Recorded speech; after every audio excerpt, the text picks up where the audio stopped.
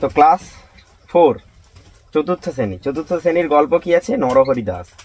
এই গল্পটি কার লেখা ছিল? উপেন্দ্র কিশোর রায়চৌধুরী। এইবারে রিডিং পড়ে পড়ে পুরো গল্পটা বুঝিয়ে দেবো। তাহলে নরহরি দাস উপেন্দ্র কিশোর রায়চৌধুরী লেখা। কার লেখা? উপেন্দ্র কিশোর রায়চৌধুরী। যেখানে মাঠের পাশে বন আছে, মানে একটা মাঠ ছিল, সেই মাঠের পাশে একটা বন ছিল, আর বনের ধারে মস্ত পাহাড় আছে, মানে সেই বনের ধারে একটা মস্ত মানে বিরাট বড় পাহাড় আছে। সেইখানের একটা গর্তের ভিতরে একটা ছাগল ছানা থাকতো, মানে সেই গর্তের ভিতরে একটা ছাগল ছানা থাকতো। সে তখনও বড় হয়নি, মানে সেই ছাগল ছানাটা বাচ্চা ছিল, সে তখনও বড় হয়নি, তাই গর্তের বাইরে যেতে পেতো না। মানে সে বাচ্চা ছিল বলে সে গর্তের বাইরে যেতে পারতো না, মানে তার মা তাকে বারণ করতো যে তুই ছোট বাচ্চা আছিস, তাই জন্য এখন বাইরে যাস না। বলছে যে বাইরে যেতে চাইলে তার মা বলতো যাস নে, ভাল্লুকে ধরবে, বাঘ নিয়ে যাবে, সিংহে খেয়ে ফেলবে। মানে সে বাচ্চা আছে, সে বাইরে যদি যেতে চায় তখন তার মা তাকে সাবধান করতো, ভয় দেখাতো যে বাইরে গেলে যে তোকে হচ্ছে ভাল্লুকে ধরে ফেলবে, বাঘে নিয়ে যাবে, সিংহে খেয়ে ফেলবে। শুনে তার ভয় হতো, মানে বলছে যখন ভয় দেখাতো, আমরা যখন বাচ্চা ছিলাম আমাদের মা আমাদেরকে ভয় দেখাতো যে বাইরে যাস না, ছেলে ধরে নিয়ে পালিয়ে যাবে, এরকম বলতো।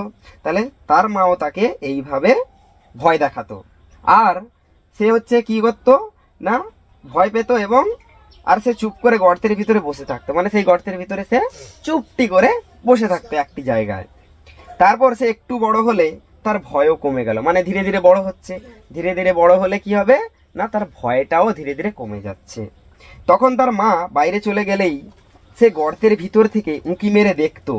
শেষে একদিন একেবারে গর্তের বাইরেই চলে এলো, মানে তার মা যখন বাইরে চলে যাচ্ছে তখন সে গর্তের বাইরে একটুখানি গিয়ে করে উঁকি মেরে দেখছে। উঁকি মেরে দেখে কি বাইরের জগৎটা কত সুন্দর, এবং এরকম করতে করতে করতে করতে একদিন সে বাইরেই চলে গেল, মানে গর্ত থেকে বাইরে চলে গেল।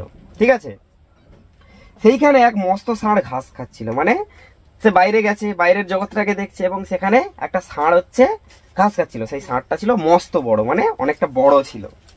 ছাগল ছানা আর এত বড় জন্তু কখনো দেখেনি, মানে ষাঁড়টা এত বড় ছিল, তার মাকে সে দেখেছে, আর কাউকে তো সে কখনো দেখেনি। তাই জন্য সেই ষাঁড়টাকে মনে হচ্ছিল কি যেন কোনো একটা জন্তু হবে, হয়তো বড় জন্তু হবে। সে জন্তু কখনো দেখেনি, কিন্তু তার শিং দেখেই সে মনে করে নিল ওটাও ছাগল। মানে ছাগল ছানা দেখতে কালো, ষাঁড়ও দেখতে কালো, এবং শিং আছে। তার শিং দেখে সে মনে করলো কি যে এটা তাহলে কোনো একটা ছাগল হবে। খুব ভালো জিনিস খেয়ে এত বড় হয়েছে, মানে সে ভেবেছিল যে খুব খুব ভালো জিনিস খেয়েছে, খুব খুব ভালো জিনিস খেয়ে সে এতটা বড় হয়ে গেছে।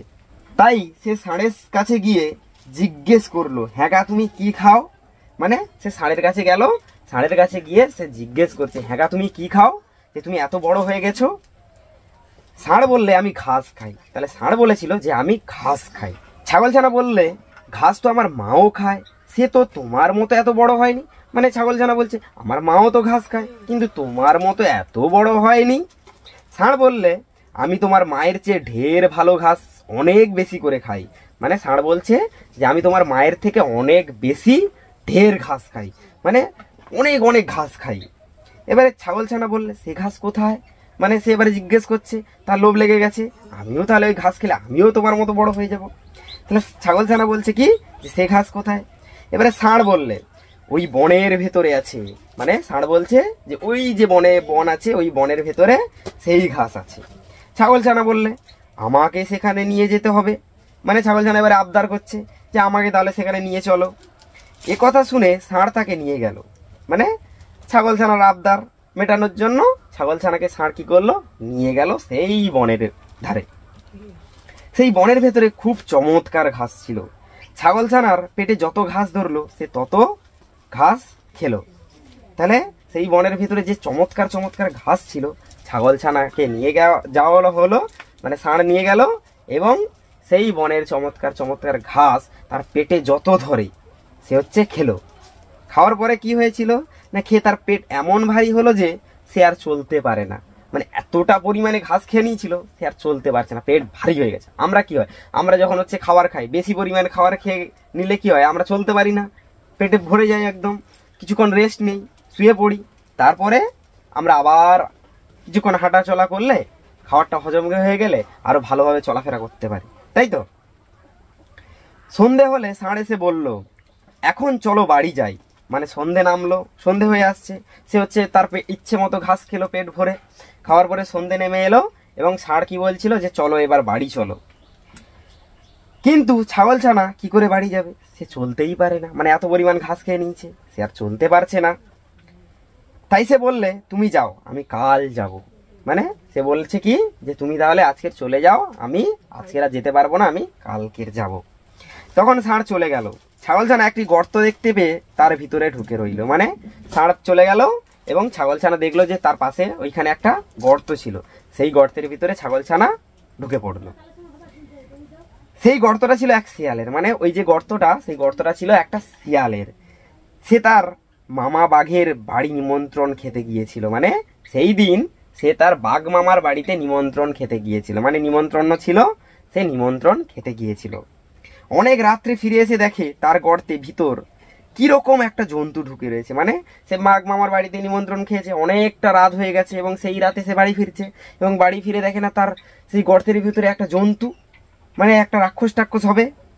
মানে সে দেখেনি, মানে মনে করছে কি যে সে হচ্ছে বাড়ি ফিরলো, বাড়ি ফিরে তার গর্তের ভিতরে সে ঢুকবে, মানে বাড়িতে ঢুকবে, কিন্তু দেখছে হচ্ছে কি না একটা জন্তু টন্তু।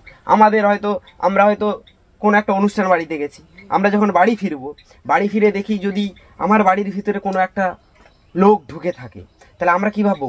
হয়তো চোর টোর হবে, চোর ডাকাত টাকাত হবে, তাই তো? সে কি ভেবেছিল যে কোনো একটা জন্তু টন্তু হবে বা জন্তু ঢুকে রয়েছে। ছাগলছানাটা কালো ছিল, মানে ছাগলছানাটা যেহেতু কালো ছিল তাই শিয়াল অন্ধকারের ভিতর ভালো করে দেখতে পেল না। মানে যেহেতু কালো ছিল তাই জন্য ভালো করে দেখতে পায়নি। সে ভাবলো বুঝি রাক্ষস টাক্ষস হবে। মানে সে কি ভেবেছিল যে মনে হয় রাক্ষস টাক্ষস হবে। এটা মনে করেছে, ভয় ভয় জিজ্ঞেস করলো গর্তের ভিতর কেউ, মানে ভয় পেয়ে গেছে, ভয় পেয়ে সে ভয় ভয় জিজ্ঞেস করছে গর্তের ভিতর কেউ। ছাগলছানাটা ভারী বুদ্ধিমান ছিল। সে বললে লম্বা লম্বা দাড়ি, ঘন ঘন নাড়ি, সিংহের মামা আমি নরহরি দাস, 50 বাঘে মোর এক এক গ্রাস। মানে এখানে ছাগলছানাটাকে সে যদি বুঝতে পারতো শিয়াল যে ওটা ছাগলছানা, তাহলে কিন্তু সে খেয়ে ফেলতো। কিন্তু রাত্রিবেলা ছাগলছানা গর্তের ভিতরে ঢুকে আছে, তাই জন্য সেই ছাগলছানাটাকে দেখলো কি কালো, ঘন কালো, তাই জন্য হয়তো ভেবেছিল কি রাক্ষস টাক্ষস হবে। তাই জন্য সে ভয় ভয় জিজ্ঞেস করছে কি যে গর্তের ভিতরে কেউ। আর ছাগলছানাটা ভারী বুদ্ধিমান ছিল, সে বলছে কি যে লম্বা লম্বা দাড়ি, ঘন ঘন নাড়ি, সিংহের মামা আমি নরহরি দাস, 50 বাঘে মোর এক এক গ্রাস।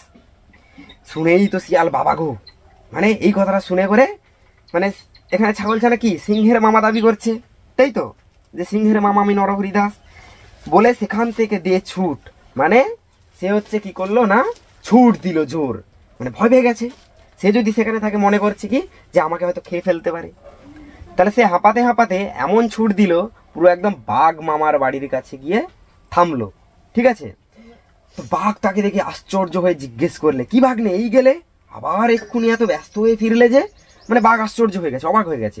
মানে ধর দেখা গেল আমরা হচ্ছে অনুষ্ঠান বাড়িতে খেতে গেছি, হয়তো বাড়ি চলে এসেছি, আবার হয়তো ছুটে ছুটে ছুটে ছুটে হাঁপাতে হাঁপাতে যদি যাই, তখন মানে যার বাড়িতে খেতে গেছিলাম সে আশ্চর্য হয়ে যাবে না? যে তখন বাঘ আশ্চর্য হয়ে গেছে যে ভাগ্নে তুমি এক্ষুনি ছুটে গেলে, আবার এক্ষুনি ছুটে চলে এলে, হাঁপাতে হাঁপাতে। আবার সে আশ্চর্য হয়ে গেছে। শিয়াল হাঁপাতে হাঁপাতে বললে মামা সর্বনাশ তো হয়েছে। মানে শিয়াল বলছে সর্বনাশ হয়ে গেছে মামা, আমার গর্তে এক নরহরিদাস এসেছে। মানে আমার গর্তে একটা নরহরিদাস এসেছে। সে বলে কিনা যে 50 বাঘে তার এক গ্রাস, মানে 50 বাঘে তার এক গ্রাস। তা শুনে বাঘ ভয়ানক রেগে বললে বটে তার এত বড় আস্পর্ধা। মানে বাঘ এবার বলছে বটে তার এত বড় আস্পর্ধা, চলো তো ভাগ্নে তাকে দেখাবো কেমন 50 বাঘ তার এক গ্রাস। মানে বাঘ বলছে কি বলে বেটা, 50 বাঘে মোর এক এক গ্রাস, মানে চলো ভাগ্নে তোমাকে নিয়েই আমি যাব। শিয়াল বললে আমি আর সেখানে যেতে পারবো না। মানে শিয়াল ভয় পেয়ে গেছে, সে আর যাবে না, বলছে আমি সেখানে গেলে যদি সেটা হাঁ করে আমাকে খেতে আসে, তাহলে সে শিয়াল বলছে যে যদি আমাকে খেতে আসে তাহলে তুমি তো 2 লাফেই পালাবে। মানে বাঘ 2 লাফে ছুটে পালাতে পারবে, কিন্তু শিয়াল তো লাফ দিতে পারবে না, শিয়ালকে ধরে খেয়ে ফেলবে। তাই জন্য সে ভয় পেয়ে গেছে, সে বলছে না আমি আর যাচ্ছি না। তারপরে বলছে যে আমি তো তেমন ছুটতে পারবো না। মানে শিয়াল বলছে আমি আর ছুটতে তেমন পারবো না, আর সে বেটা আমাকেই ধরে খাবে। মানে সে আমাকে ধরে খেয়ে নেবে, আমি ছুটতে পারবো না, কিন্তু তুমি তো 2 লাফেই ছুটে পালিয়ে যাবে। বাঘ বললে তাও কি হয়, আমি কখনো তোমাকে ফেলে পালাবো না। মানে বাঘ বলছে যে আমি তোমাকে ফেলে পালাবো না, আমি তোমাকে আমার সঙ্গেই নিয়ে যাব। কিন্তু শিয়াল বলছে যে, শিয়াল বললে তবে আমাকে তোমার লেজের সঙ্গে বেঁধে নিয়ে চলো। তাহলে সে কি বলছে যে আমাকে তাহলে তোমার লেজের সঙ্গে বেঁধে নিয়ে চলো, তাহলে তুমি যখন ছুটবে তোমার সঙ্গে আমিও ছুটতে পারবো।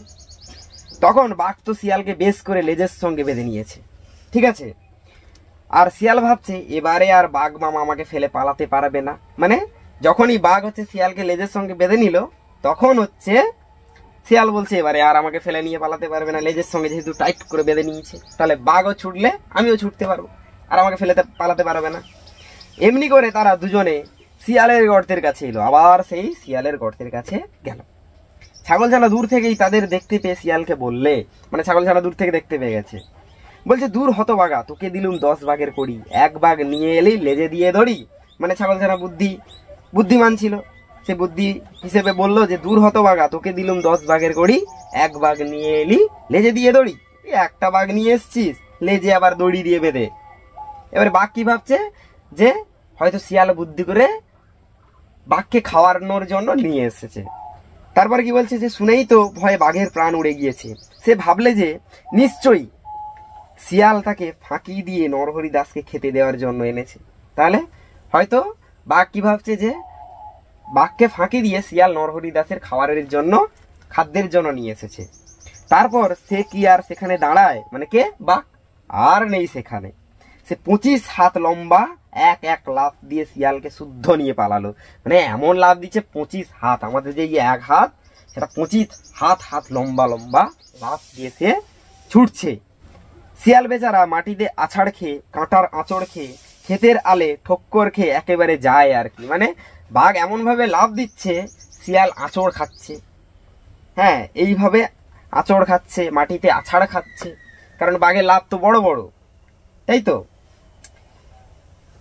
শিয়াল চেঁচিয়ে বললে মামা আল, মামা আল। মানে শিয়াল চেঁচিয়ে বলছে আল মামা আল, মানে কি সে নিজেকে বলছে আমার লাগছে, কিন্তু বাঘ কি ভাবছে যে হয়তো নরহরি দাস আসছে। তা শুনে বাঘ ভাবে বুঝি সেই নরহরি দাস এলো, তাই সে আরো বেশি করে ছোটে। মানে বাঘ ভাবছে কি যে এই বুঝি নরহরি দাস এসছে। এমনি করে সারা রাত ছুটোছুটি করে সারা হলো, মানে এমনি করে সারা রাত এইভাবে ছুটোছুটি করছে সারা রাত, দিয়ে সকাল হলো। সকালে ছাগলছানা বাড়ি ফিরে এলো। মানে সকাল হতে ছাগলছানা আবার সেই গর্ত থেকে তার নিজের বাড়িতে এলো। শিয়ালের সেদিন ভারী সাজা হয়েছিল, মানে শিয়ালের সেদিন ভারী সাজা হলো। সেই থেকে বাঘের উপর তার এমনি রাগ হলো যে সে রাগ আর কিছুতেই গেল না। মানে এমন রাগ হয়ে গিয়েছিল, সে রাগ আর কিছুতেই গেল না। এই ছিল নরহরি দাসের গল্প, খুব একটা ইন্টারেস্টিং গল্প। প্রথমে গল্পের ছলে পুরো একদম বুঝিয়ে দিলাম, তারপরে ধীরে ধীরে পুরো রিডিংটা পড়িয়ে দিলাম। বুঝা গেছে? বুঝতে পারছিস? আগে যেহেতু পড়ানো ছিল, তারপর ভালো করে প্রশ্ন উত্তর করানো আছে, এরপরে আবার একবার বুঝিয়ে দিলাম সুন্দর করে। এটা পুরো জলের মতো পরের দিন পড়া দিতে হবে।